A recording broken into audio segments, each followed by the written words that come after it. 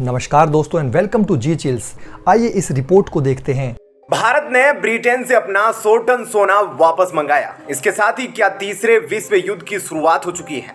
NATO देशों ने रूस पर हमला करना शुरू कर दिया है।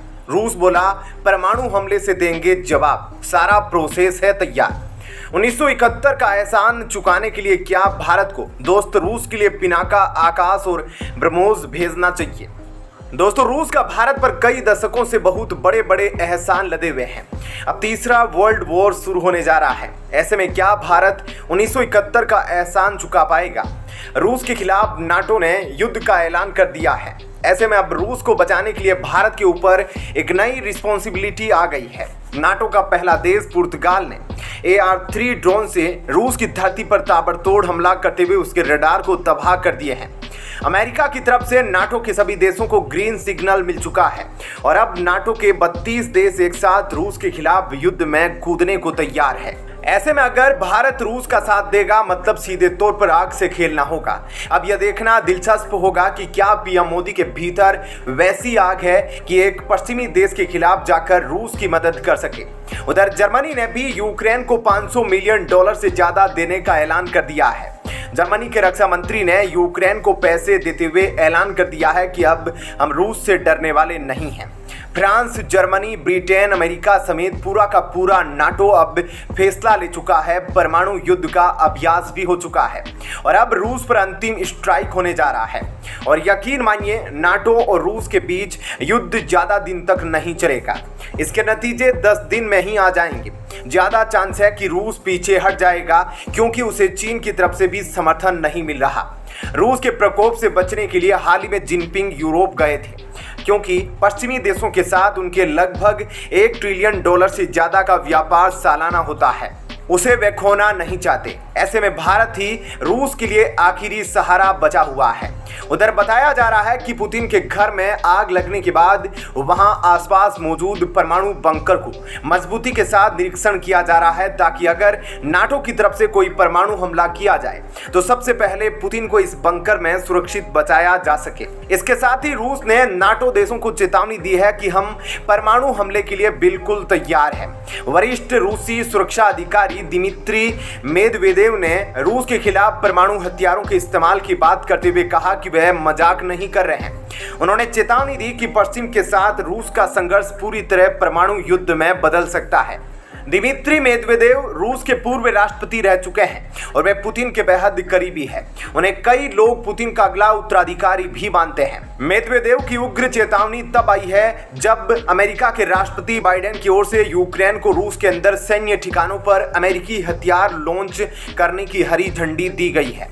लेकिन रूस पिछले 2 साल से युद्ध लड़ रहा है। उसके पास हथियारों की भारी कमी है। इस कारण वह नॉर्थ कोरिया, ईरान जैसे देशों की मिसाइलों का इस्तेमाल ले रहा है। कुछ मीडिया रिपोर्ट्स के अनुसार रूस ने भारत से भी $4 बिलियन के हथियार ऑर्डर किए हैं।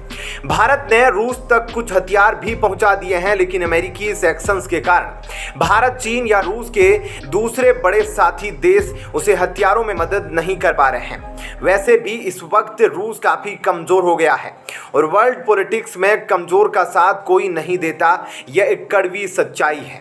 ऐसे में मान लीजिए कि अगर रूस के पास हथियार खत्म हो जाते हैं और वहीं दूसरी तरफ नाटो देश पूरे रसिया पर हमला कर देते हैं तो फिर रूस के पास परमाणु हथियार चलाने के अलावा दूसरा कोई ब्रह्मास्त्र नहीं बचेगा। इसलिए अमेरिका को पता है कि जब तक रूस के पास नॉर्मल कन्वेंशनल हथियार और मिसाइल मौजूद रहेंगे तब तक परमाणु हमले का खतरा नहीं बनेगा।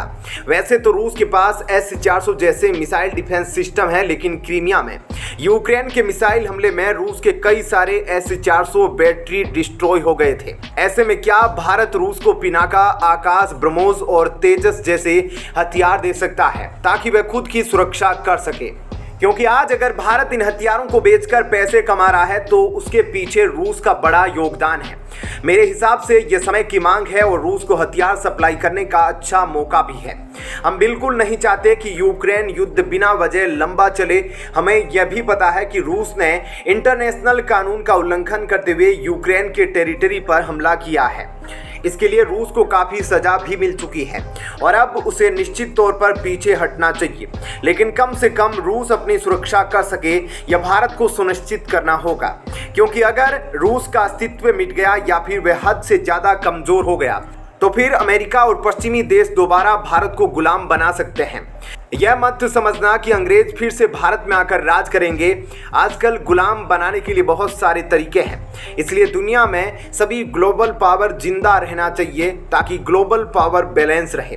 मान लीजिए कि बाइडेन के जाने के बाद अचानक कोई तानाशाह अमेरिका का राष्ट्रपति बन गया, तो उस पर लगाम लगाने के लिए रूस जैसे महाबली का होना बेहद जरूरी है। हाल ही में भारत ने ब्रिटेन से 100 टन सोना वापस मंगा लिया है। यह दर्शाता है कि नाटो रूस पर हमला करेगा और तीसरा विश्व युद्ध शुरू हो जाएगा। ऐसे में अगर भारत रूस की मदद करता है तो फिर पश्चिमी देश भारत पर सैंक्शंस लगा देंगे। इसलिए भारत को चाहिए कि ब्रिटेन से अपना सारा बचा हुआ 350 टन सोना वापस मंगा ले। जब तक ऋषि सुनक मौजूद है, इसी समय में हमें अपना सारा सोना वापस मंगा लेना चाहिए, नहीं तो यह पश्चिमी देश हमारे सारे गोल्ड को जब्त कर लेंगे या फिर रूस के परमाणु मिसाइल हमले में हमारे गोल्ड ब्रिटेन में ही बर्बाद हो सकते हैं। वैसे भी ब्रिटेन का इतिहास काला रहा है। द्वितीय विश्व युद्ध लड़ने के लिए उसने भारत को नोच कर खा गया।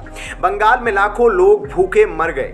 ऐसे में वह हमारा गोल्ड सुरक्षित रखेगा, इस बात पर हमें शक और संदेह है। हमें यह बिल्कुल नहीं भूलना चाहिए कि 1971 में रूस यानी सोवियत ना होता तो फिर भारत के कई टुकड़े हो गए होते। यूएनएससी में 6 बार से ज़्यादा वीटो पावर का इस्तेमाल करके रूस ने हमारे कश्मीर, गोवा और सिक्किम को भारत का अभिन्न अंग बनाया है। ऐसे में भारत को रूस की हर संभव मदद करनी चाहिए ताकि वह सेल्फ डिफेंस करने में लायक बना रहे। रूस पहले भी भावुक होकर कई बार यह कह चुका है कि भारत को 1971 नहीं भूलना चाहिए। अगर रूस 1971 में अपनी परमाणु पनडुब्बी लेकर ना आया होता तो फिर हमारा भारत फिर से अंग्रेजों का गुलाम बन जाता। इतना ही नहीं, 1971 के बाद भी रूस ने भारत को मजबूत बनाने के लिए कई बड़े योगदान दिए हैं। अरिहंत, अरिघात जैसे भारतीय परमाणु पनडुब्बी बेड़े को अपग्रेड करने में रूस ने भारत की भरपूर मदद की है। भारतीय नौसेना को असली ताकत रूस ने प्रोवाइड की थी। जब हमारी नौसेना कमजोर पड़ गई तब रूस ने कंधे से कंधा मिलाकर भारत की आन बान शान को बचाए रखा। और आज एक बार फिर से एक नई खुशखबरी यह है कि भारतीय नौसेना को जल्द ही अपनी दूसरी परमाणु शक्ति संचालित पनडुब्बी INS अरिघात मिलने वाली है। यह पनडुब्बी पिछले 1 साल से समुद्री परीक्षण के दौर से गुजर रही है। यह भारतीय नौसेना की अरिहंत क्लास की दूसरी पनडुब्बी है। भारत की पहली परमाणु पनडुब्बी INS अरिहंत इस समय ऑपरेशनल है। इन दोनों पनडुब्बियों का संचालन और लोकेशन पूरी तरह से गुप्त ही रहता है। वहीं भारत रूस से तीसरी न्यूक्लियर सबमरीन लीज पर लेने वाला है। कहा जाता है कि रूस ने अरिहंत क्लास की परमाणु पनडुब्बी के निर्माण में भारत की सहायता की है। रूस ने इस तकनीक को पूर्ण करने में भारतीय वैज्ञानिकों की मदद की है। भारत और रूस पुराने दोस्त है और भारत इससे पहले INS चक्र के नाम से कम 2 अकुला क्लास की रूसी परमाणु पनडुब्बियों को ऑपरेट कर चुका है। 1980 के दशक से ही रूस भारत को उसके परमाणु पनडुब्बी कार्यक्रम में सहायता कर रहा है। अब आप खुद सोच कर देखिए, जो पिछले 4 दशकों से भारत का साथ नहीं छोड़ा है, भारत उसे मुसीबत में कैसे छोड़ देगा।